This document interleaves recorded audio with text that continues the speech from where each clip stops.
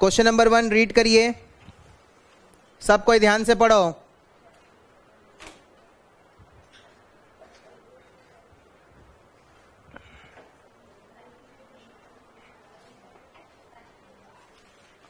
Question number 1 में usually 10 + 1 11 accounts बनता है।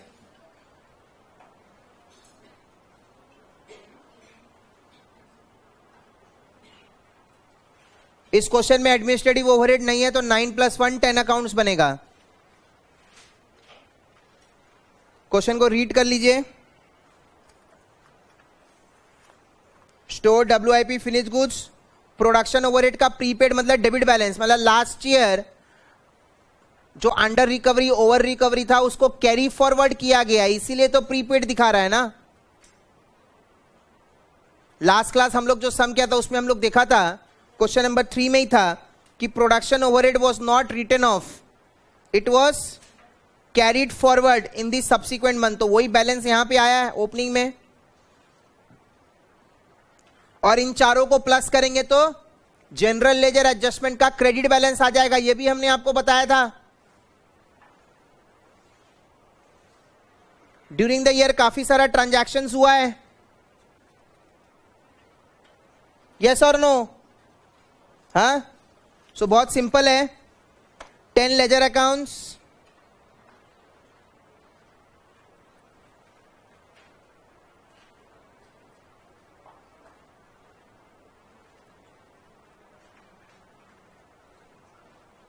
Store ledger control,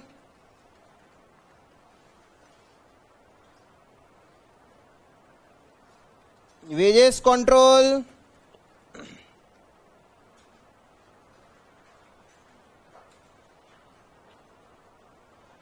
production overhead control,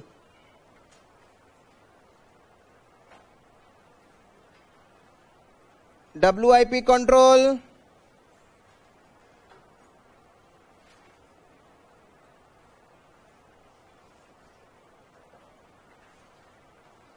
finish goods control,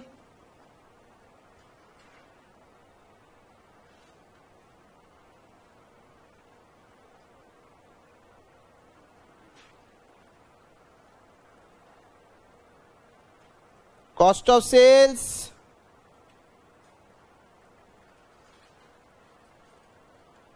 selling and distribution overhead control,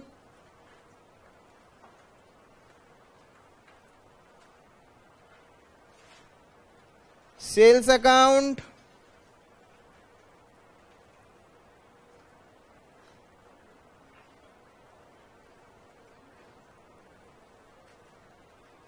costing PL, general ledger adjustment. 10 हो गया ना?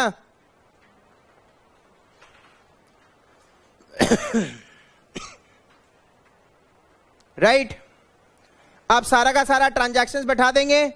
पहले तो ओपनिंग बैलेंसेस, बैलेंसेस एक जगह आता है, ट्रांजैक्शन दो दो जगह आएगा।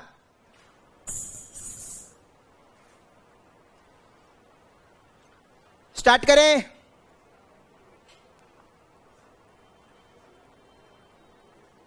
स्टोर लेजर का डेबिट बैलेंस होता है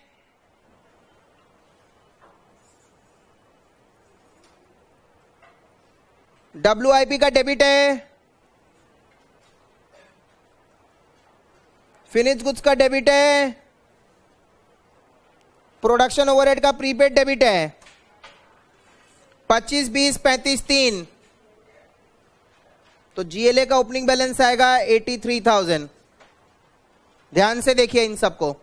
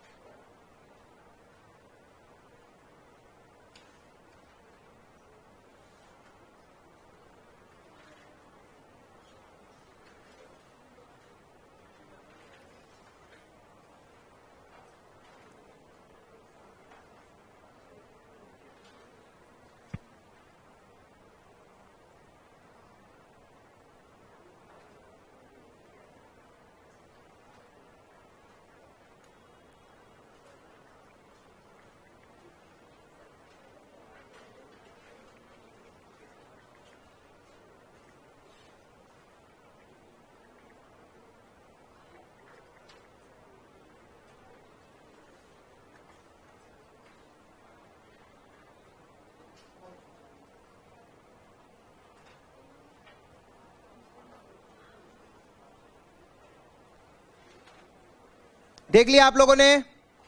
अब आइए, मटेरियल परचेज हुआ है 75,000 का,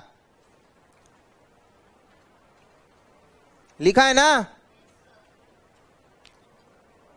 है ना, परचेज हुआ है 75,000 का, तो स्टोर का डेबिट में आएगा,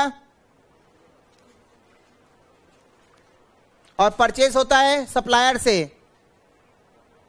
कैश दिया होगा, तो रेफरेंस विल बी जीएलए। तो स्टोर में माल आया टू जीएलए, जीएलए का क्रेडिट में आएगा बाय स्टोर।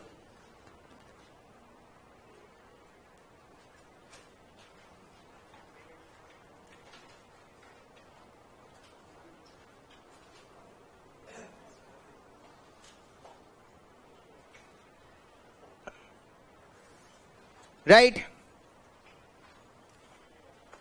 30,000 का माल इशू हुआ है प्रोडक्शन में, तो WIP में आएगा टू स्टोर बोल के, और स्टोर से आउट होगा बाय WIP।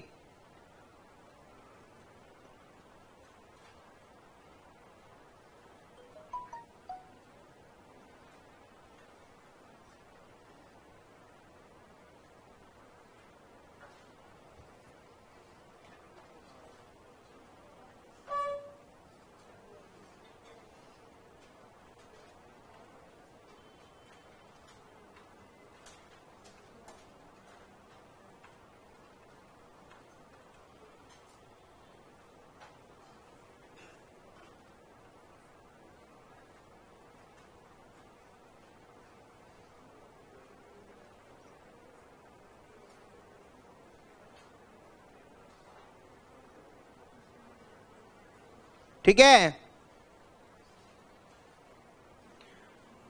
4,000 फैक्ट्री मेंटेनेंस के लिए यूज हुआ है, 4,000 फैक्ट्री मेंटेनेंस के लिए यूज हुआ है, राइट। तो प्रोडक्शन ओवरहेड में आएगा टू स्टोर बोल के, और स्टोर में आएगा by production overhead 4,000।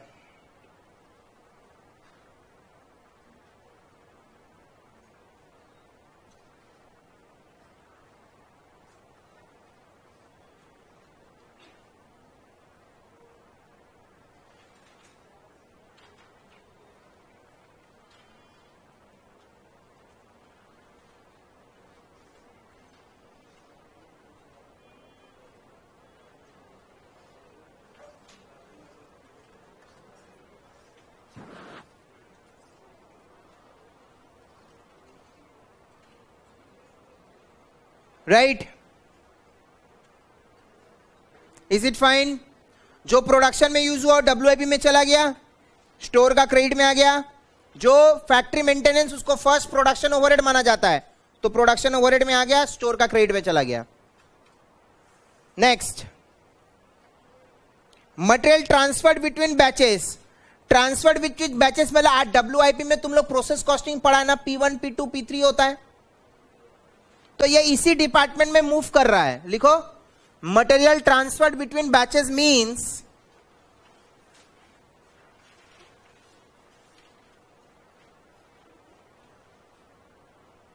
goods are moving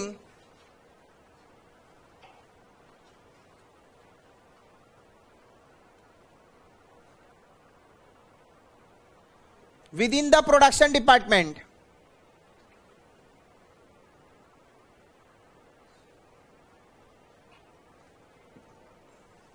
Hence no entry. Between batches मतलब प्रोडक्शन, माल आ गया बट उसको साइड रख दिया, अभी नहीं प्रोडक्शन करेंगे, नेक्स्ट प्रोडक्शन में डालेंगे।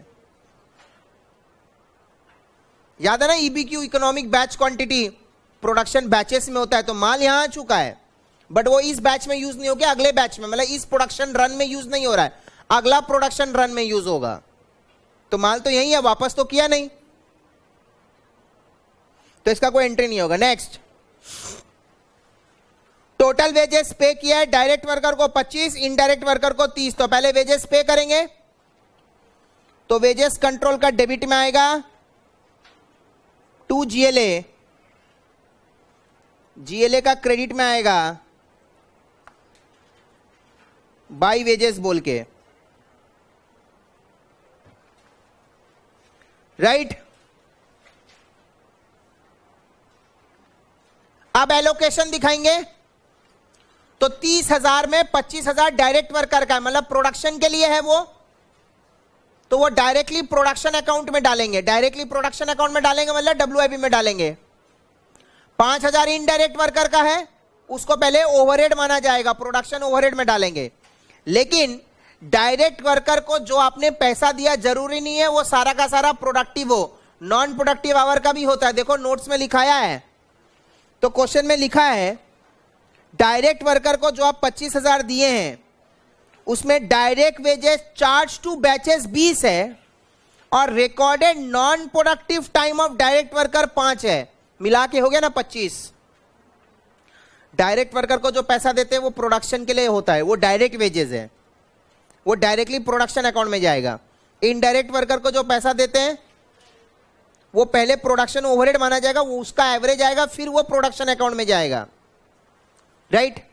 लेकिन डायरेक्ट वर्कर का भी कुछ कुछ नॉन प्रोडक्टिव है, राइट। डायरेक्ट वर्कर का जो नॉन प्रोडक्टिव है उसको पहले ओवरहेड माना जाएगा। इनडायरेक्ट वर्कर को जो भी पैसा देते हैं, इनडायरेक्ट वर्कर ओवरऑल सुपरवाइज करता है, इनडायरेक्ट वर्कर को जो भी पैसा देंगे वो ओवरहेड माना जाएगा। डायरेक्ट वर्कर का जो नॉन प्रोडक्टिव है वो भी ओवरहेड। तो ओवरहेड में कितना आएगा, 5 और 5 10 और 20,000 डायरेक्ट वेजेस है, राइट। तो डायरेक्ट वेजेस वाला कहां चला जाएगा, सीधा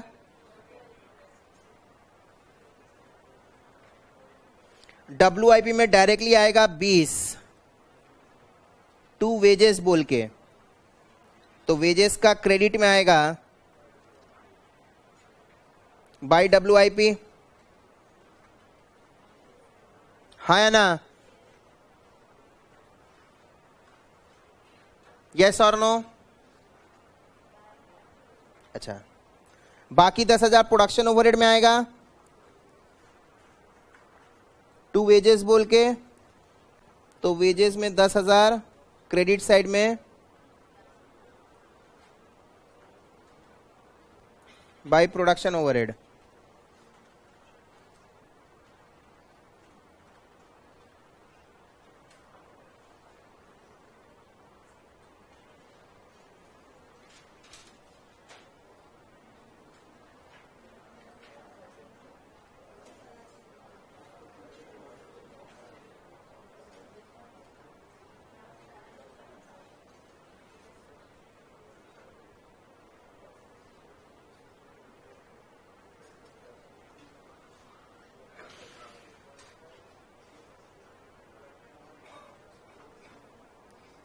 हो गया क्या? Next, selling and distribution overhead incurred 6,000, तो सेलिंग एंड डिस्ट्रीब्यूशन ओवरहेड में 6,000 आएगा टू जीएलए बोल के,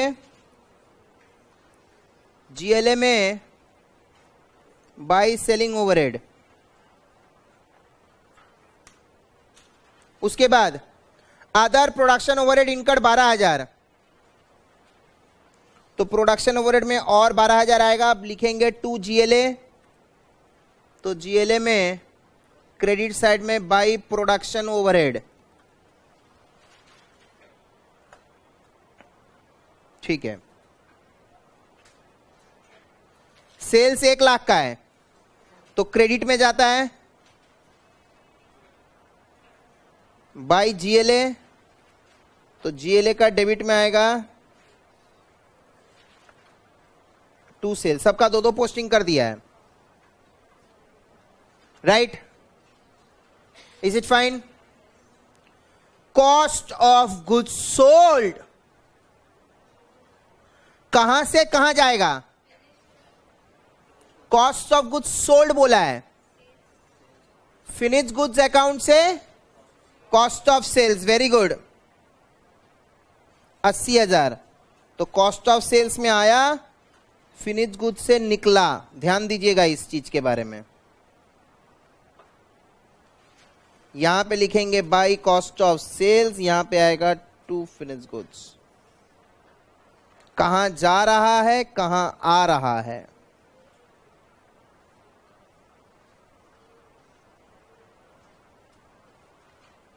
इज इट फाइन? हाँ,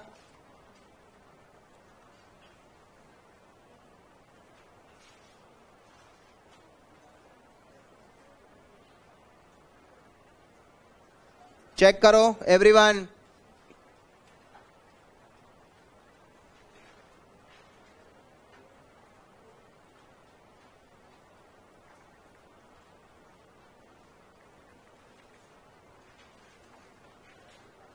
सब कोई ध्यान से देखिए।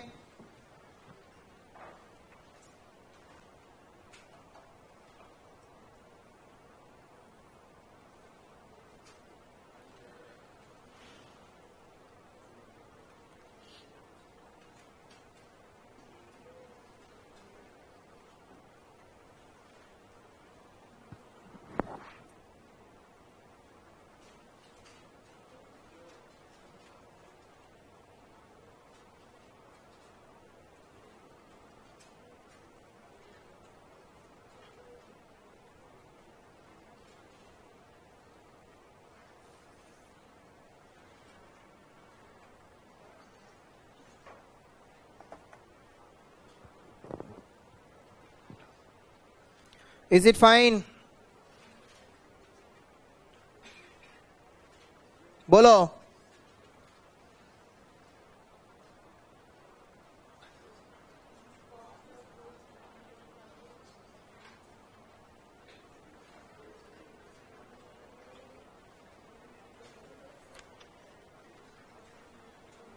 उसके बाद cost of goods completed and transferred into finish goods during the month. WIP से फिनिश गुड्स आएगा, वेरी गुड। तो डब्ल्यूआईपी से निकला, फिनिश गुड्स में आया, यहां पे फिनिश गुड्स में जा रहा है, यहां पे डब्ल्यूआईपी से आ रहा है। ध्यान दीजिएगा।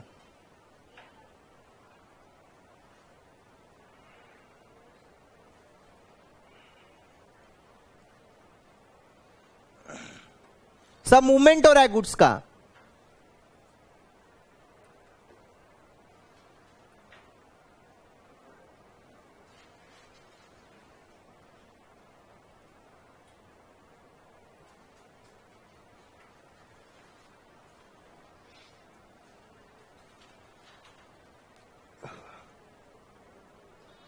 ठीक है। उसके बाद डब्ल्यूआईपी का क्लोजिंग बैलेंस दे दिया है, वाओ, 40,000। प्रोडक्शन ओवरहेड बोल रहा है डब्ल्यूआईपी में 150% डालो। डब्ल्यूआईपी मतलब प्रोडक्शन अकाउंट। तो प्रोडक्शन अकाउंट में मटेरियल आ चुका, वेजेस आ चुका, खाली ओवरहेड नहीं आया। तो प्रोडक्शन ओवरहेड डब्ल्यूआईपी में बोला जितना वेजेस डाला है उसका 150%। ऐसा लास्ट क्लास किया हम लोग सम।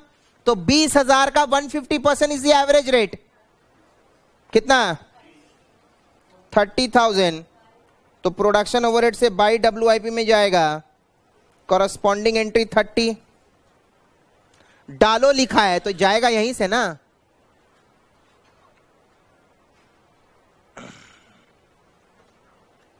अब क्वेश्चन में कुछ भी नहीं है,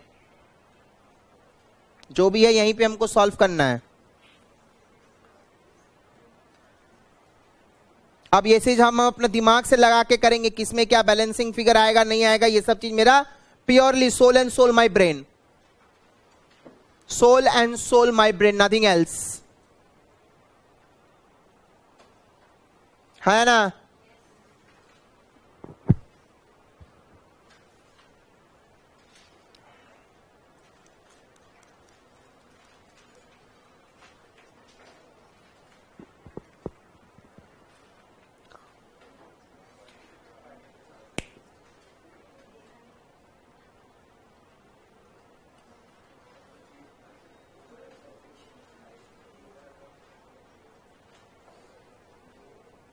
बताओ स्टोर अकाउंट से ऐसा क्या मिसिंग फिगर आएगा?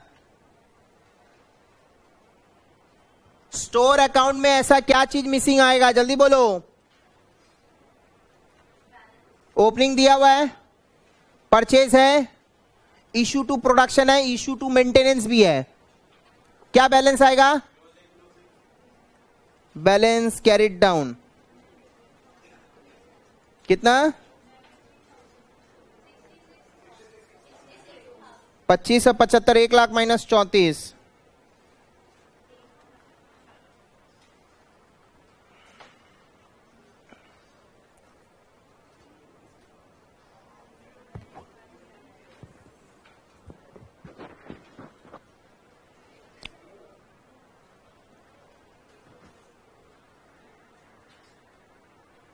Is it fine? Wages tally हो गया है।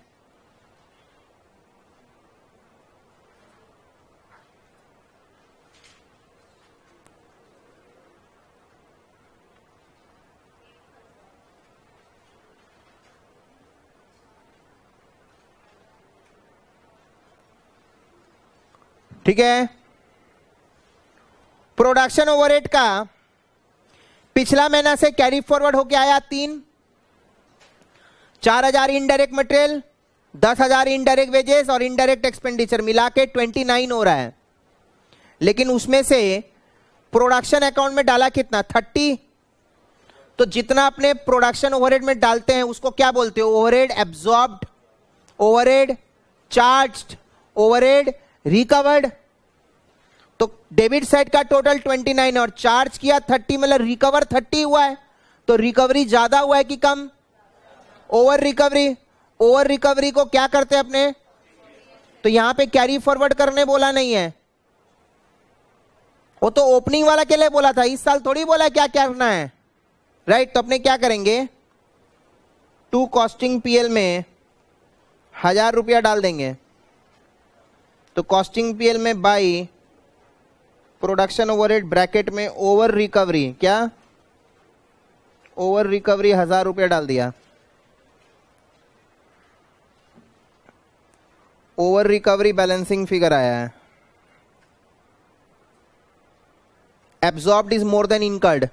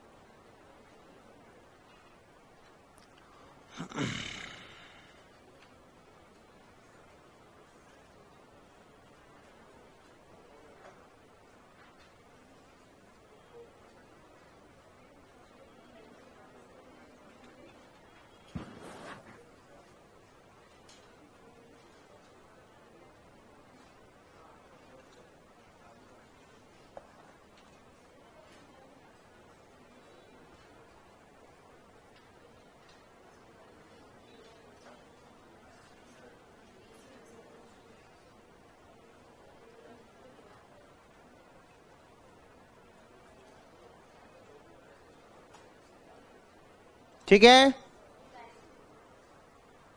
यस और नो? अब मेरा बात ध्यान से सुनो। ये तीनों हो गया। अब डब्ल्यूआईपी का बारी है। डब्ल्यूआईपी में इस सम में प्रोडक्शन भी दिया हुआ और क्लोजिंग भी दिया हुआ है। तो स्टूडेंट सोचेंगे कि टैली हो जाएगा, बट एक्चुअल में डिफरेंस आ रहा है। देखो ध्यान से, डेबिट का टोटल 1 लाख है, क्रेडिट का 1,05,000 है। याद है प्रोसेस अकाउंट में डेबिट साइड में क्या आता था? एबनॉर्मल गेन आता था, क्रेडिट में एबनॉर्मल लॉस आता था। डब्ल्यूआईपी मतलब it's a type of process account only. तो यहां पे आएगा 2 कॉस्टिंग पीएल एबनॉर्मल गेन 5,000। अगर ये वाला साइड शॉर्ट होता, क्योंकि सब कुछ दिया हुआ है, प्रोडक्शन, क्लोजिंग, ओपनिंग, इस साल का जो भी इंट्रोडक्शन है सब कुछ दिया हुआ है, तो abnormal gain oblique loss on production आएगा। तो डेबिट साइड शॉर्ट है, मतलब क्रेडिट हेवियर है, क्रेडिट हेवियर मतलब प्रोडक्शन ज्यादा हुआ है तो एबनॉर्मल गेन। तो यहां पे आएगा बाई WIP 5000।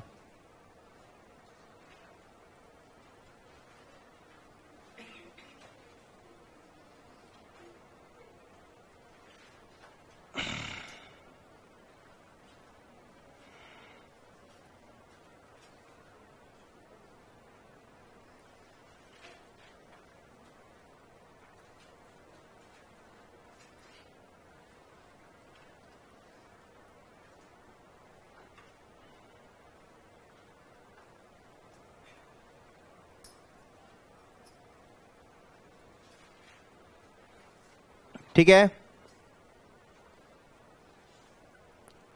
हमेशा WIP मतलब work in progress, process account, right. यहां शॉर्ट होता तो एबनॉर्मल लॉस आता, क्योंकि सब कुछ दिया हुआ इसीलिए। Finish goods control, closing balance आएगा कितना है 20।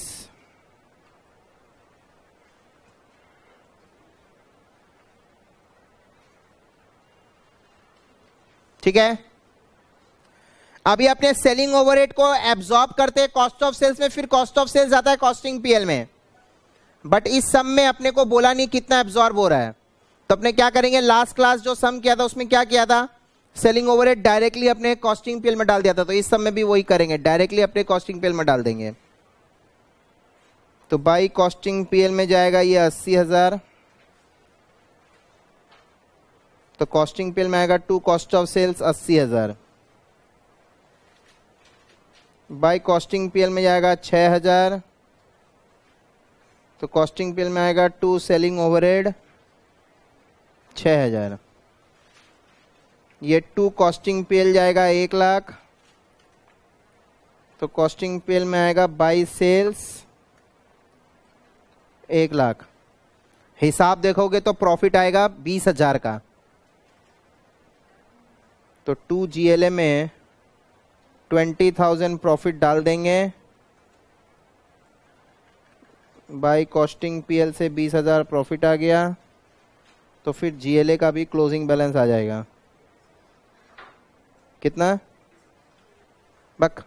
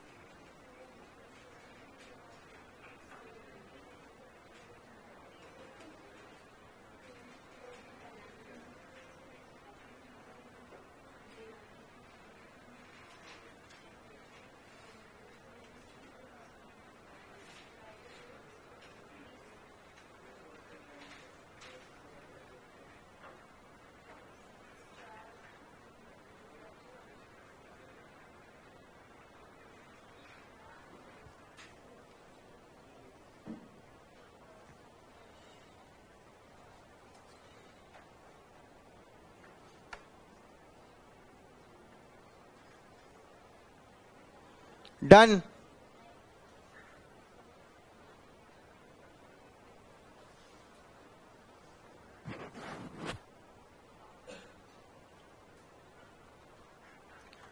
अब ध्यान देखो,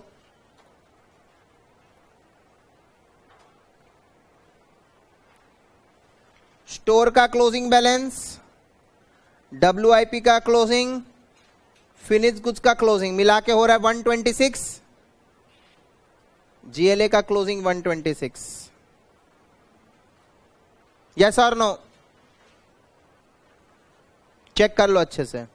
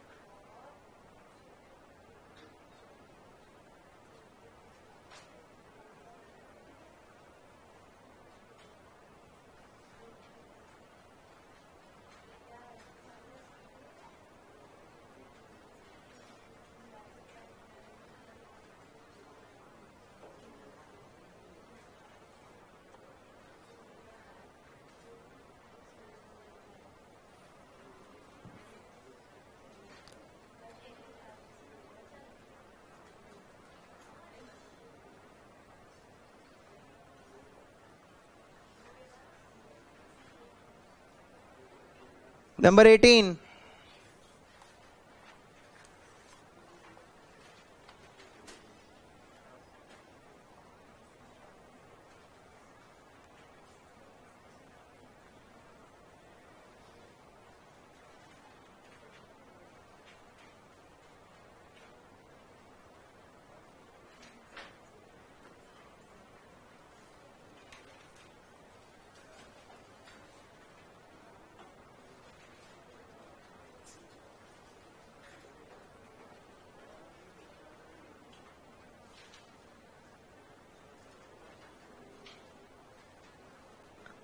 अभी अपने क्या करेंगे?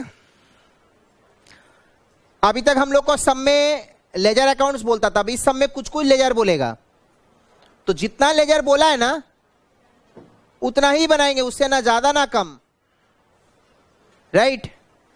We will try to maintain what the problem is asking us, accordingly we will move on, right? ध्यान से पढ़िएगा क्वेश्चन में आपको क्या क्या पूछा है। काफी सारे अकाउंट का डिटेल दिया हुआ है। आपको कॉस्ट लेजर कंट्रोल मतलब GLA बनाना है, स्टोर बनाना है, WIP बनाना है, फिनिश गुड्स बनाना है, मैन्युफैक्चरिंग ओवरहेड कंट्रोल बनाना है, वेजेस बनाना है, कॉस्ट ऑफ सेल बनाना है। अरे बाप रे बाप, सभी तो बनाना है, बाकी क्या रह गया? सेल्स। और जब आप क्वेश्चन पढ़ेंगे तो आपको सेल मिलेगा भी नहीं। कॉस्टिंग PL, क्योंकि जब सेल ही नहीं है तो कॉस्टिंग PL कैसे बनाएंगे? जब सेल ही नहीं है तो कॉस्टिंग PL कैसे बनाएंगे? राइट? पढ़िए क्वेश्चन को, पढ़िए।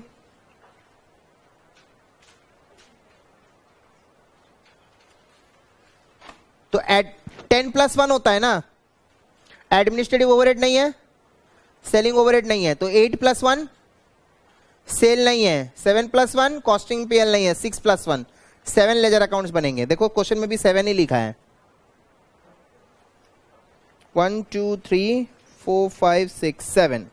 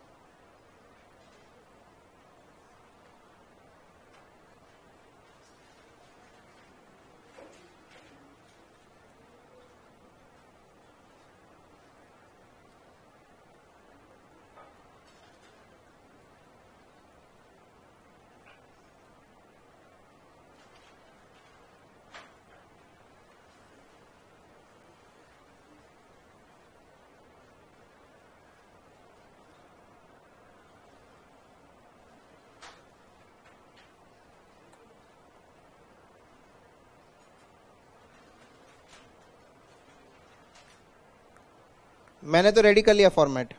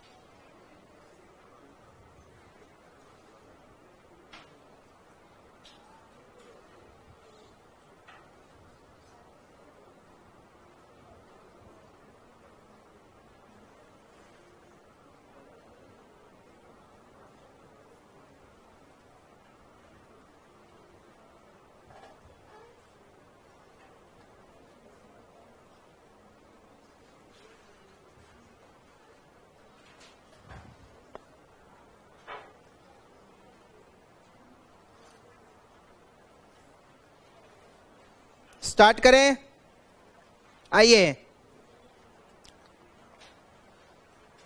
स्टोर लेजर का डेबिट बैलेंस,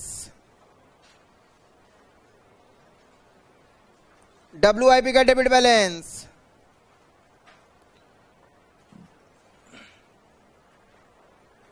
फिनिश गुड्स का डेबिट बैलेंस, प्रोडक्शन ओवरहेड का क्रेडिट, GLA का क्रेडिट। तो ओपनिंग ट्रायल बैलेंस 7 लाख का था।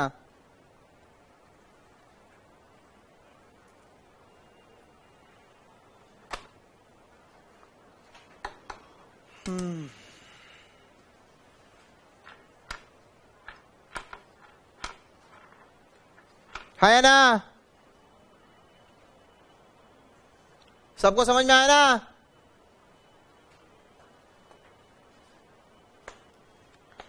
फिनिश्ड प्रोडक्ट, पहला transaction, finished product at cost. बताइए क्या है ये? मैं आपको 3 ऑप्शन देता हूं। Is it material issued to production? Is it finished goods sold? और is it finished goods completed production? Finish product at cost का मतलब होता है cost of production, finish goods completed. तो फिनिश गुड्स कंप्लीटेड कहां से कहां मूव करता है? WIP से फिनिश गुड्स। तो यहां पे आया 225 और WIP से जाएगा 225 by finish goods to WIP।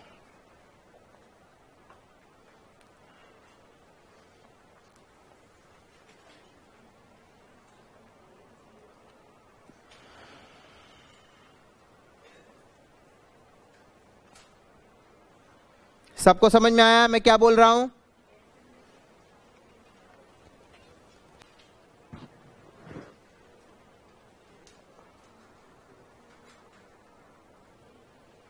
हाँ या ना?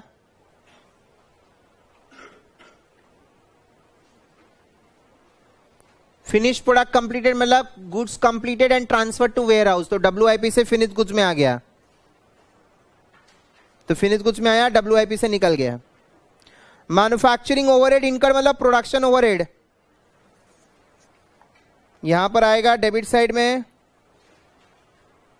2 GLA बोल के, और GLA का क्रेडिट साइड में आएगा बाय प्रोडक्शन ओवरहेड मतलब Mannu overhead, manufacturing overhead, right. Incurred मतलब प्रोडक्शन ओवरहेड का डेबिट में आएगा, ध्यान दीजिएगा। और GLA का क्रेडिट में आएगा, ध्यान देना। Next, raw material purchase 1,25,000, store में आएगा 1,25,000, हाँ 2 GLA और GLA में आएगा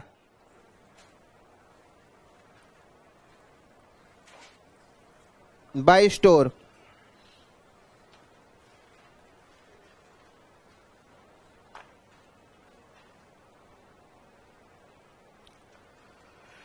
फैक्ट्री वेजेस मतलब प्रोडक्शन वेजेस, और इनडायरेक्ट लेबर है 20, तो टोटल वेजेस कितना 60,000। फैक्ट्री वेजेस मतलब इनडायरेक्ट वेजेस का मिला के नहीं है, वो अलग से है indirect. The word factory means production wages, production wages तो डायरेक्ट वेजेस होता है ना, तो वहां लिख लो फैक्ट्री वेजेस मतलब प्रोडक्शन वेजेस, और 20,000 इनडायरेक्ट, तो टोटल कितना हुआ 60,000। तो पहले वेजेस पे होगा 2 GLA, GLA में 60,000 बाय वेजेस,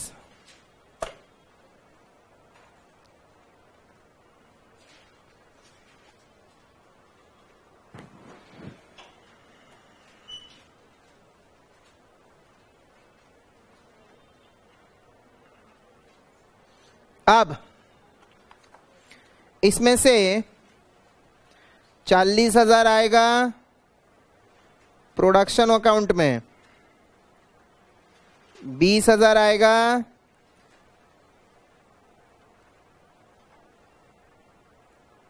प्रोडक्शन ओवरहेड में, तो 40,000 चला गया WIP में, 20,000 चला गया प्रोडक्शन ओवरहेड में, तो ये ऑटोमेटिकली टैली हो जाएगा।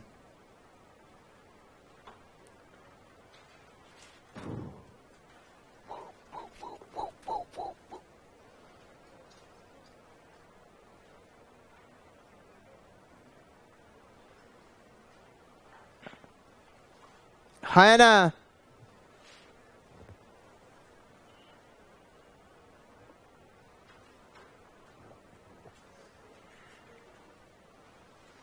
बोलिए, सबको समझ में आया ना?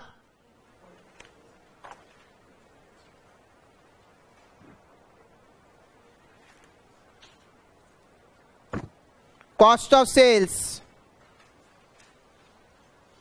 कॉस्ट ऑफ सेल्स 175, इसका मतलब क्या, कॉस्ट ऑफ गुड्स सोल्ड,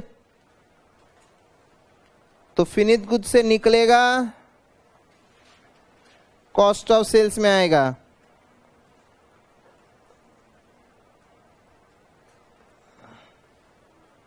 यहां से आउट हुआ है, यहां इन हुआ है,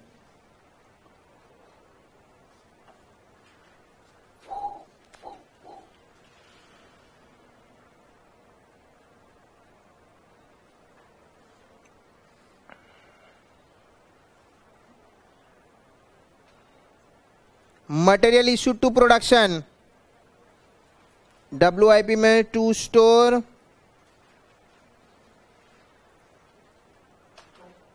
और स्टोर का क्रेडिट साइड में आएगा बाय WIP।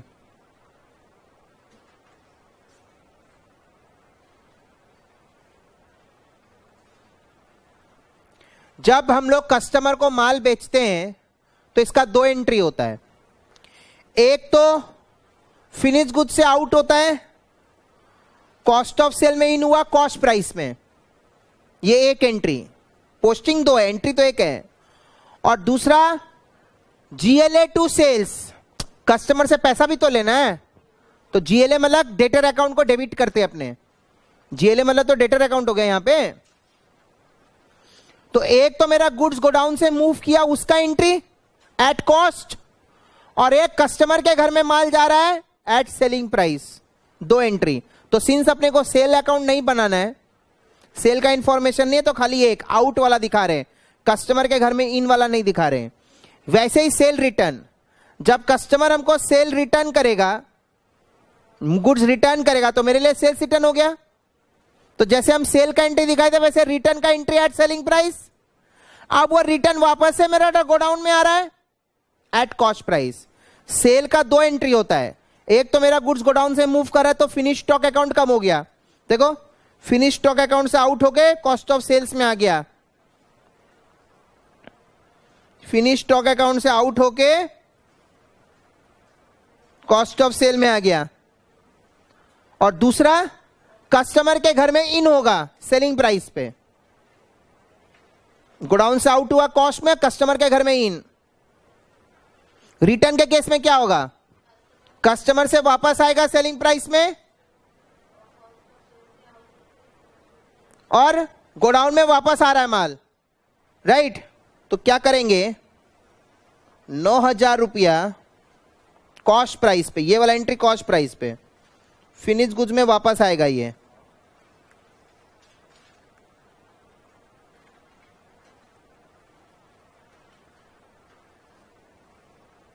₹9,000 का स्टॉक, जस्ट सीओजीएस का उल्टा, cost of sales return.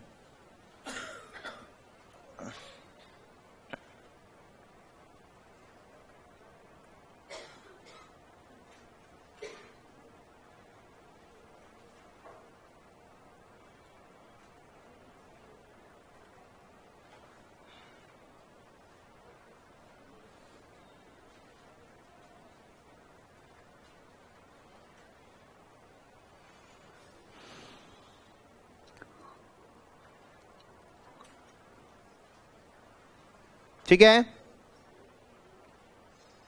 Next material return to supplier. तो स्टोर से माल जा रहा है डायरेक्टली सप्लायर के पास में, तो बाई जीएलए, तो जीएलए का डेबिट में आएगा टू स्टोर, मतलब परचेज रिटर्न हो गया ये। अब मेरा स्टोर से माल जा रहा है सप्लायर के घर में, मटेरियल रिटर्न टू सप्लायर, तो हम स्टोर से माल सप्लायर को वापस कर दिए। प्रोडक्शन डिपार्टमेंट अगर वापस करता तो डब्ल्यूआईपी से माल स्टोर में आता, ये हम अपना सप्लायर को माल वापस कर दिया, तो स्टोर से डायरेक्टली जीएलए, परचेज रिटर्न है ये।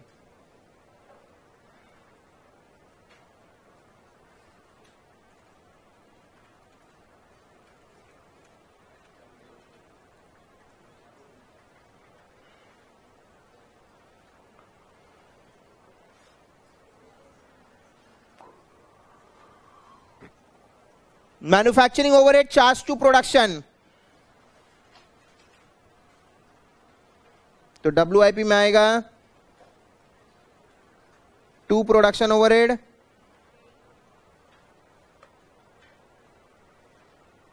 डब्ल्यूआईपी में आएगा टू प्रोडक्शन ओवरहेड, और प्रोडक्शन ओवरहेड में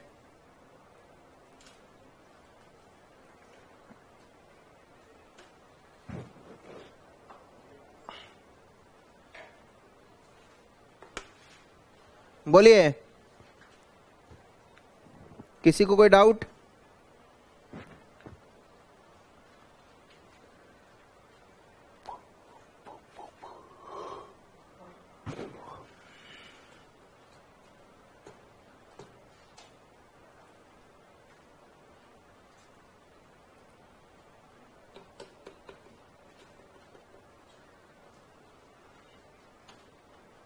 Is it fine?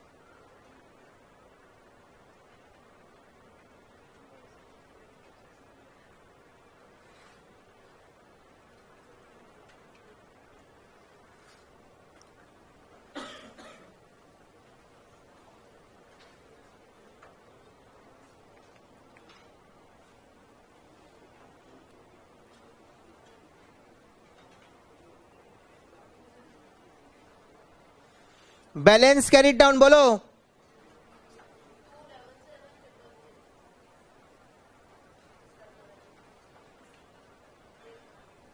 2 lakh. Store का बैलेंस आ रहा है 2,77,000।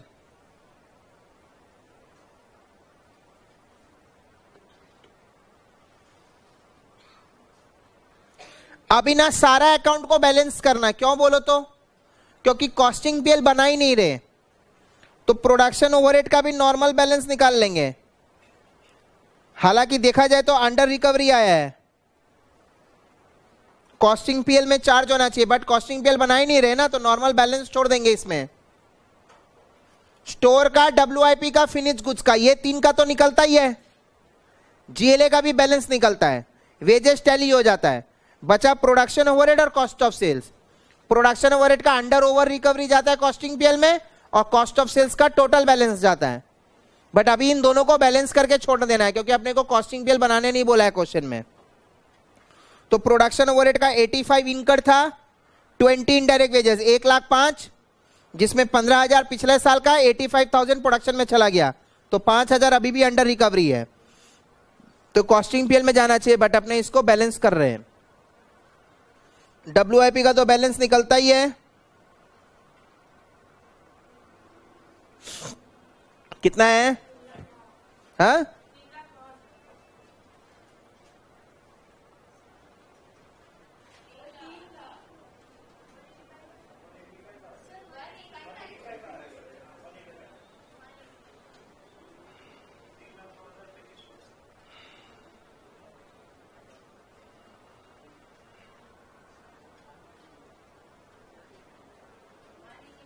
$1,85,000।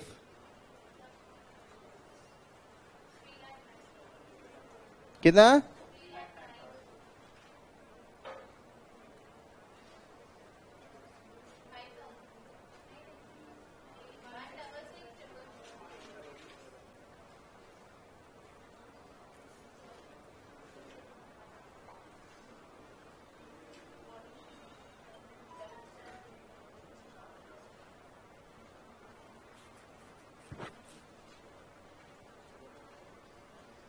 कितना हुआ? 9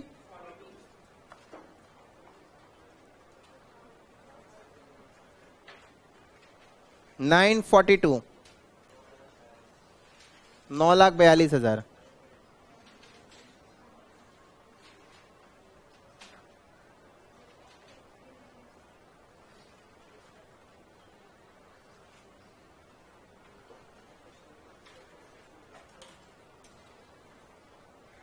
ध्यान से देखिए,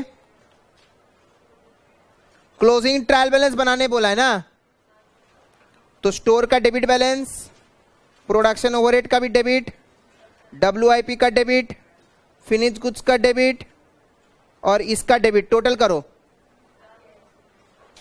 277 + 5 282। ये पांचों का डेबिट बैलेंस आ रहा है, और इसका क्रेडिट बैलेंस देखो टैली कर जाएगा। ट्रायल बैलेंस बनाइए जल्दी से अपने कॉपी में, 942 टोटल आएगा।